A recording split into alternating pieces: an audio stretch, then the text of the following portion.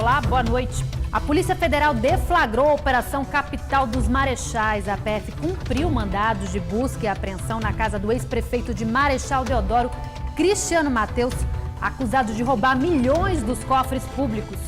Este é um dos destaques do Jornal do Estado. E veja também.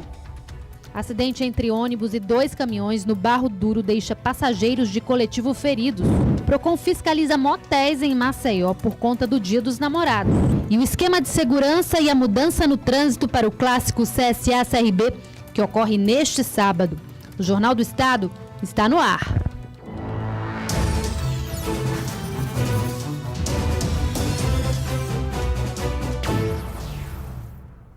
A Corregedoria da Polícia Militar decidiu pela prisão dos PMs que abordaram o tenente-coronel Adroaldo Freitas Goulart Filho durante uma blitz em novembro do ano passado. Na época, o caso repercutiu bastante e a repórter Júlia Oliveira traz mais informações ao vivo para a gente. Boa noite, Júlia. Qual o motivo dessa punição para os policiais? Boa noite, Sabrina, a você e aos nossos telespectadores. Olha, os motivos da punição, na verdade, têm diferença. No caso do soldado Tiago Cavalcante, a Corregedoria considerou a atitude dele desproporcional por ter sacado da arma durante a abordagem. Além disso, a Corregedoria não concorda com a divulgação do vídeo na internet, considerando o ato de desrespeito e que também causou uma certa movimentação na rodovia, expondo a corporação. Em virtude disso, o soldado vai cumprir 5 dias de prisão e ainda vai responder ao inquérito policial porque também é acusado de ter se envolvido em um acidente com a viatura da PM em Matriz de Camaragibe. Já no caso dos outros 2, dos comandantes da operação, que são o tenente Antônio Edivaldo e o sargento Alexandro Farias, eles vão cumprir 4 dias de prisão por terem permitido que um soldado interferisse durante a abordagem e não terem comunicado aos superiores imediatos o que ocorreu durante essa situação.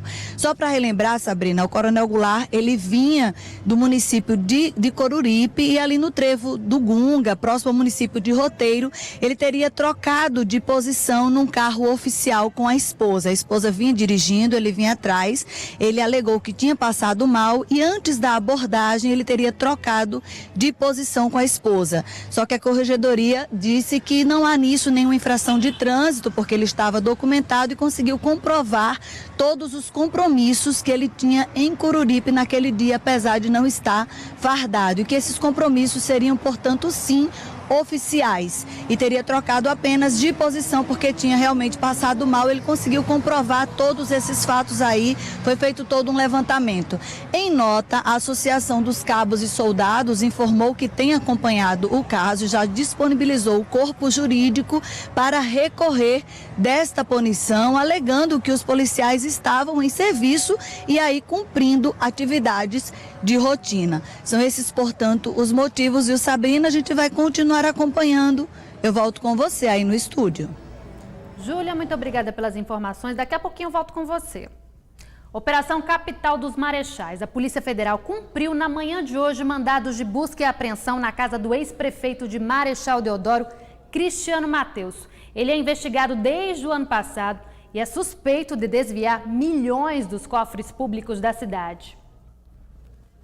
A Polícia Federal esteve mais uma vez na casa do ex-prefeito de Marechal Deodoro, Cristiano Matheus, para cumprir 2 mandados de busca e apreensão determinados pela 2ª Vara Federal de Alagoas. Um empresário também foi alvo da polícia. O delegado que investiga o caso conta que uma empresa de digitalização recebeu mais de 1 milhão sem prestar serviço ao município. A notícia que a Polícia Federal tem até o momento é que o serviço efetivamente não foi prestado. Isso está sendo avaliado agora nos autos do inquérito. O que se apura nas investigações é a digitalização ou não desses documentos que são o objeto do contrato. Na cidade, as pessoas têm medo de falar sobre a corrupção. O PF tem que investigar? Eu penso que sim. O que é que o senhor acha desse desvio de recursos da prefeitura? Rapaz. O senhor fica calado porque tem medo de falar? É o jeito, né? Porque eu sou funcionário, não posso falar nada da coisa. Se tá bom, se tá ruim. Nesse negócio eu não quero me envolver, não. Sabe, a respeito de Mas o senhor, como cidadão, acha correto uma pessoa administrar a cidade e ser acusada de desvios? Não, de jeito nenhum. De jeito nenhum, tem que ser direito, né? Tem que ser fazer as coisas tudo direitinho, comando figurino. A operação desta sexta-feira é um desdobramento da Operação Astarote. A PF investiga um grande esquema de desvio de recursos públicos da Prefeitura de Marechal Deodoro. O valor pode chegar a R$1,5 milhão de reais. Esse desvio teria ocorrido na gestão do ex-prefeito Cristiano Matheus. Ele é investigado desde o ano passado por suspeita de comandar uma organização criminosa que teria desviado mais de R$6 milhões de verbas do Programa Nacional de Apoio ao Transporte Escolar e Alimentação. Dinheiro proveniente do Fundo de Manutenção e Desenvolvimento da Educação Básica, o Fundeb. Até agora, ninguém foi preso. Não havia mandados de prisão para serem cumpridos. E um acidente entre um coletivo e 2 caminhões hoje pela manhã deixou passageiros feridos na Avenida Juca Sampaio, no Barro Duro, aqui em Maceió. O acidente ocorreu hoje pela manhã por volta das 9 horas na Avenida Juca Sampaio, Barro Duro. A colisão foi entre 3 veículos, um ônibus, um caminhão e um guincho que presta serviço à Eletrobras. O coletivo estava lotado. 2 passageiros que estavam no banco de trás ficaram feridos. As vítimas foram socorridas pelo SAMU. O motorista do ônibus conta como tudo aconteceu. Eu vinha chegando no ponto de ônibus, né? Quando eu percebi que o guincho dele destravou, já recebeu a primeira pancada no caminhão e ele girou. Quando girou, já pegou completamente a traseira do carro. Ligeiramente liguei para a perícia, liguei para a SAMU, liguei para a Polícia Militar, porque tem alguns passageiros que estavam exaltados e queria complicar com o motorista do caminhão, né? Na verdade, destravou, né? Porque ocasionou a pancada no caminhão, tanto no ônibus. A princípio, eu tinha 3 estudantes de enfermagem dentro do carro, eu solicitei a ajuda das 3, onde fizeram os primeiros atendimentos. E falando com o médico da SAMU, o médico falou com as mesmas e orientou elas, né? E a SAMU chegou rapidamente, foi feito o atendimento, e ainda continuam aqui dentro e o outro já foi deslocado para o HGE. E o Hospital Geral do Estado informou que Marco Polo de Melo Burta, de 37 anos, está estável em observação na área vermelha. Já a outra vítima do acidente, Auxiliadora Oliveira dos Santos, de 25 anos, teve um corte na cabeça, passou por exames e já foi liberada. Uma terceira vítima, Reinaldo Macena da Silva Júnior, de 23 anos, teve escoriações e também já recebeu alta. E por conta do Dia dos Namorados que se aproxima, o Procon Maceió iniciou hoje a Operação Solov. O objetivo é fiscalizar motéis da capital. Na ação, os fiscais verificaram instalações dos estabelecimentos, prazo de validade de produtos comercializados, se preservativos estão sendo distribuídos gratuitamente e a divulgação prévia dos valores a serem cobrados. A operação pretende fiscalizar todos os motéis da cidade e segue até a próxima segunda-feira, véspera do Dia dos Namorados. Denúncias podem ser feitas pelo WhatsApp 8882-8326. O Conselho Federal de Enfermagem apresentou o resultado das fiscalizações realizadas durante toda a semana nos hospitais do estado. Muitas irregularidades foram encontradas durante as vistorias. O saldo das vistorias da Força Nacional de Fiscalização do COFEM foi de uma série de problemas nos hospitais de Alagoas. A ação começou na última segunda-feira.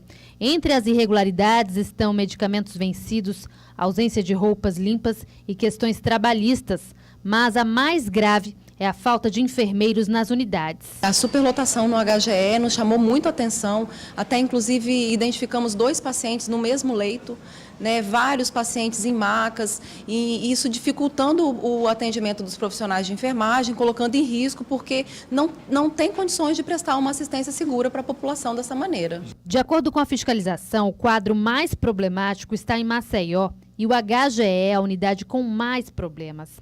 Em Arapiraca também foram encontradas situações graves, como técnicos ou auxiliares de enfermagem realizando partos, atividade ilegal para os cargos. Todos os hospitais visitados com irregularidades foram notificados. Nós iremos tomar as providências cabíveis, já tomamos notificando as instituições, algumas com prazos imediatos, mas com outros prazos serão acompanhados até o final para que, de fato, eles consigam corrigir essa situação. E outras situações, como, por exemplo, medicação vencida, questões trabalhistas, nós encaminharemos para as instâncias competentes. Equipes da Prefeitura de Maceió realizaram hoje mais uma fiscalização em prédios públicos e privados abandonados na capital. Locais que oferecem risco à população serão multados. Além de trabalhar com recebimento de denúncias, a equipe de fiscalização da Secretaria Municipal de Desenvolvimento Territorial e Meio Ambiente sai pelas ruas de Maceió em busca de construções abandonadas que gerem risco à população. Somente no mês de maio foram 80 notificações, que já estão contabilizadas no mapeamento. Os proprietários estão sujeitos ao pagamento de multas, com valores elevados. A multa ela é lançada no nosso sistema financeiro, inclusive ela evolui a dívida ativa, tá? E ela é baseada na área da construção, no metro quadrado. Esta construção abandonada no bairro da Jatiuca foi alvo da fiscalização na manhã desta sexta-feira.